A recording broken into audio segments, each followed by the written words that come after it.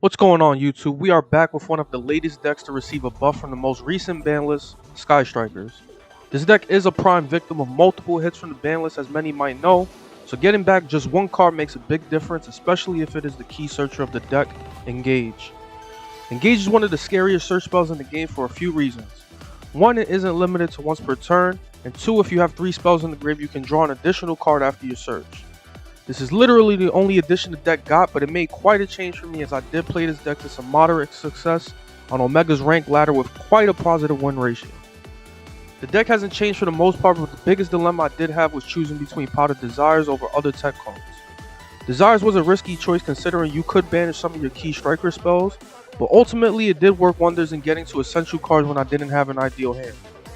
Even if I did banish Engage, the duel was still playable as long as I had a way to summon a striker monster and set some form of disruption. The hand traps help with this as well, as I pretty much ran the best ones for the meta right now. For the extra deck, Hayate at 2 copies felt right as I rarely needed to go into a third, as after 2 I should be set up with my disruption by then. I used the Halt combo into Selene for access code as opposed to some other things, but it did work wonders, especially if I use an opponent's hand trap for the summon.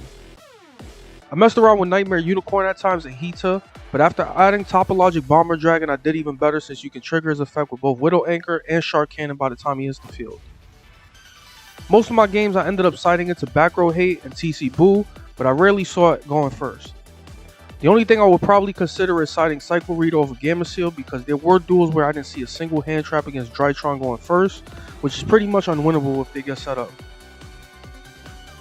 I always feel like I could do better when playing this deck, as it does require some key decision making sometimes.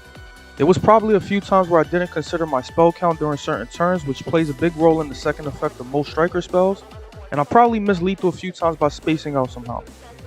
While access code is a preferred method, poking with Hayate while you can along with other monsters is important, as that little damage adding up helps your final push immensely. On screen this isn't the ideal hand I would like, so I am forced to Desires, but it does get me the somewhat decent play I need to at least contend in this duel. 3 hand traps should be enough to stop most decks unless I am really bad in using them, but worst case scenario, Shizuku is protected with Eagle Booster for me to retaliate with Engage next turn. Abyss Actors is a deck I have little to no knowledge on, but since they are a pendulum deck I pretty much expected Nibiru to be successful here. Normally it would be ideal to get Engage earlier somehow and search Widow Anchor or Multirole before ending my first turn, but thanks to the lack of needed cards like the Field Spell or Foolish Burial Goods, we're pretty much stuck relying on hand traps for the most part. In order of importance, I try to get Engage out of the deck ASAP if I can, followed by Multirole since it plays a big part in maintaining your disruption for the long haul, but sometimes the luck isn't there and I have to settle for something like this. Normally lethal would be tough to get in this situation with just access code if I didn't get too taxing with Hayate, but Hornet drones had a crucial moment in helping for victory. I would only recommend doing this if you are going to end the game, as having a monster stuck in the main monster zone for your opponent's turn is not recommended for the spells. Anyway, that is it from me. The replays have some pretty good matchups, so enjoy the rest of them, and make sure to check me out on Twitch through the link in the description.